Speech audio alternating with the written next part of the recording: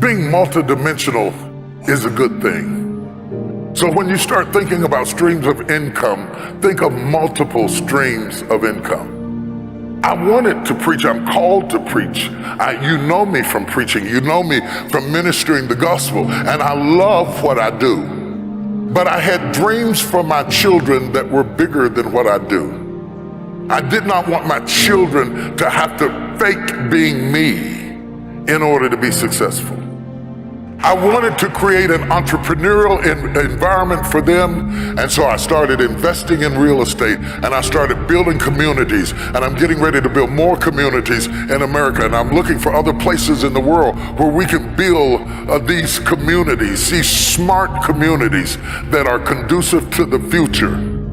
You do not build your business on where you are or where you've been. You build your business on where you're going. So then, if you are building for the future, then you have to reimagine your strategy. I'm going to give you a couple of big words, big words, like strategy. This is how you're going to do it. You're going to do it through a strategy. I got here through a strategy. What is a strategy? A synchronized step-by-step plan from point A to point B. Your strategy is important. You've got to fix your strategy. If you've been doing what you've been doing for 5 years and it's not working, it doesn't mean you need to give up your idea. You might need to give up your strategy. Your strategy of accomplishment has to change with the times. You may not have hit your customer yet, but that doesn't mean your customer's not out there. You've got to find somebody, and let me tell you who wants what you got. The person who wants what you have is a person who sees what you have as an answer to their problem. People will go get answers. They are not looking for problems. What do you solve with what you bring? And you don't have to have a degree to do this. It could be as simple as my father's mopping a bucket. My father ended up with 52 employees in the 60s because he built a business that solved a problem. Not all of us will be doctors. Not all of us will be chemists. Not all of us will be lawyers. Not all of us will be astronauts. But the astronaut still needs a plumber. The doctor still needs an electrician. Whatever your business is, it must be an answer to somebody's problem. It must solve that problem and fix that problem. And when you do whatever you do and you find yourself maxing out at what you do is not who you are. What you do is not who you are. What you do is not who you are. People say T.D. Jakes is a preacher. First of all, he wasn't always. Second of all, T.D. Jakes is a man. He is a man called to preach. See, when people give you titles, they imprison you. If I bought into that, I wouldn't have done almost $500 million worth of films at the box office, because I would have said, I'm a preacher, I can't do that. Don't let anybody lock you up with a title in a prison that is beneath your level of gifting. You are whatever is in you. You are whatever is inside of you. You are whatever you think about at night. You are whatever you dream. You are whatever is in your head. I want to break somebody out of jail right now. You are more than what people call you. Am I in the right place? You are more than the job title that you have. You are more than the company you work for. You are more than anything you have experienced up to this point. You are everything that gives you energy when you think about it. Find out what are the things that make you leap out of the bed in the morning. What are the things that give you energy when you think about them? Your purpose is in your passion. Your purpose is in your passion. Don't sit there and say, I don't know why I'm here. You do know why you're here.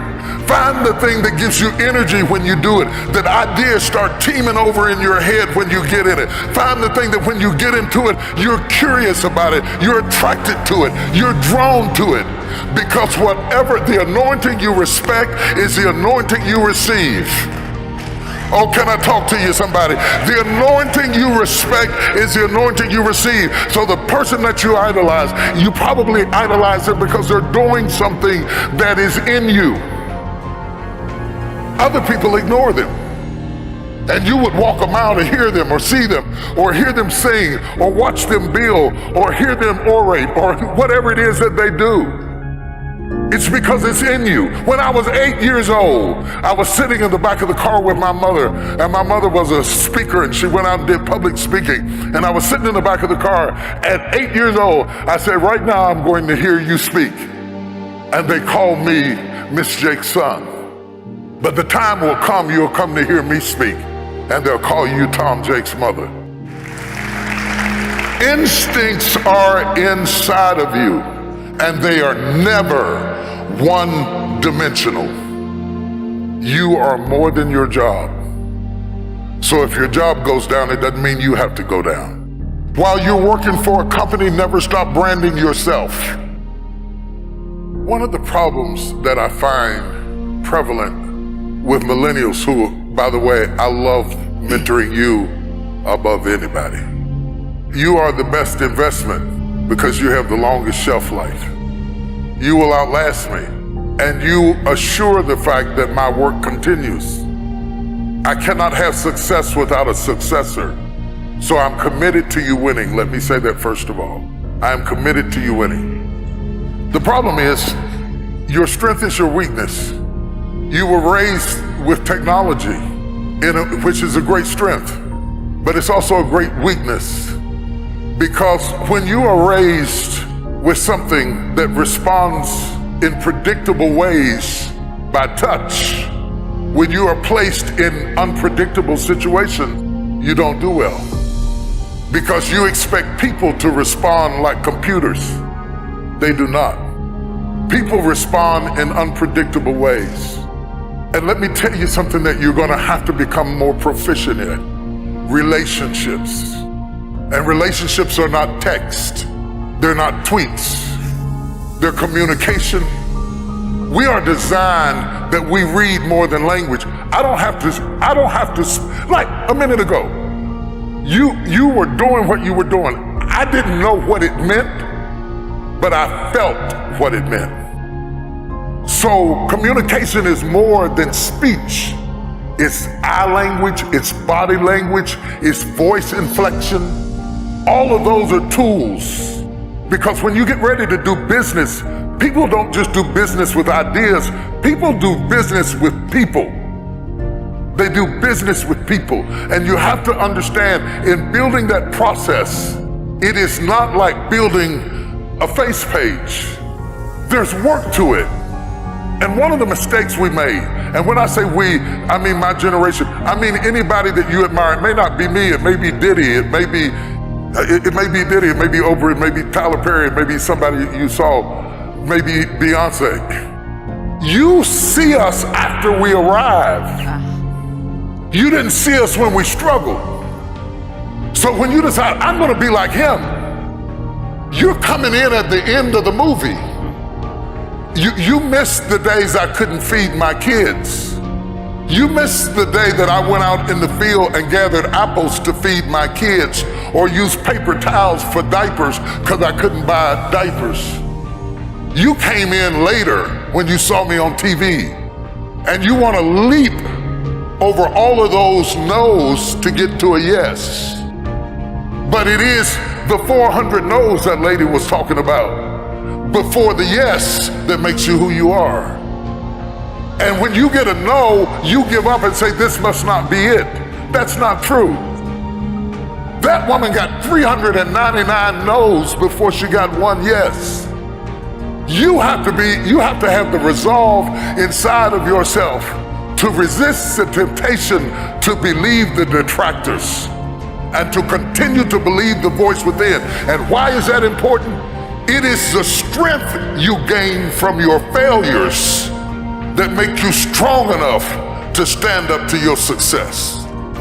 If I wanted to really destroy you right now, real fast, real quick, I would give you my life right now, and all that goes with it, and all the 300 and so employees of my little company, I would give it all to you right now in a flash, and say, there, it's yours, take it. You know why that would be criminal?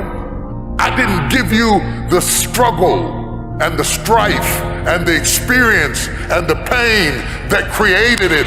You wouldn't be able to handle it. You wouldn't be able to stand it. It would be murderous to win too soon. Let me go biblical on you. The reason the prodigal son ended up in the hog pen is not that he didn't get what was his, it was that he got what was his too soon. And there is something to be respected about process. The process, the little steps that make a mile. It is not the destination. It is the things you learn along the way. It is the people who beguiled you and tricked you that make you wiser. Wisdom is made out of the stupid things you did before you got it. Don't miss it. That process is invaluable to you getting there. Does that mean that you have to be my age before you get there? Absolutely not. But it does mean that you don't go from thinking a thought to producing an idea without pain no more than a woman goes from having sex to getting up in the morning with a baby in her arms. The gestation period is critical. Gestation creates formation. They teach CEOs to always be interviewing. And when I learned that, every time I have lunch or eat with somebody or meet somebody at the bus stop or ride in the car with somebody, I'm always asking questions. They don't know, but I'm secretly interviewing them, seeing if they have a skill that I can use in our company or on our team, or they have some ability that would accentuate me. Because I always want to surround myself with people who are good at what I am not good at. I guarantee you, if I look into your phone is filled with names of people who do what you do. You gotta break out of the box of only hanging out with people who do what you do. Because if you only surround yourself with people who do what you do, inevitably they will compete with you. But if you surround yourself with people who are good at what you're not good at, they will complete you. Go from surrounding yourself with people who compete with you to surrounding yourself with people who complete you. So the lawyer needs to hang out with the doctor, and the doctor needs to hang out with the dentist, and the CEO needs to hang out with the preacher, because I always get excited when I have a friend that doesn't do what I do. When I have a friend who does what I do, I have to put up with these little snide remarks, little funny little halfway compliments where they're a little bit of a hater, but they're not really a hater, but they're sort of a hater. Does anybody know what I'm talking about? Where they give you these little halfway compliments that you don't know how to take, and you sort of give them a half grin, and you walk away wondering, what did they mean by that? Put those people at the back of the list and find somebody who does what you don't do, because they will complete you, they will fulfill you, they will strengthen you, and they will make you more rounded. And they will give you different perspectives. If you have the courage to admit what you're not good at, you will find out who to pick to surround yourself with. I want to hire my weaknesses, not my strengths. Because when you hire your strengths, they're just waiting on you to get sick so they can take your job. Hire your weaknesses. Surround yourself with people who complete your vision, and then build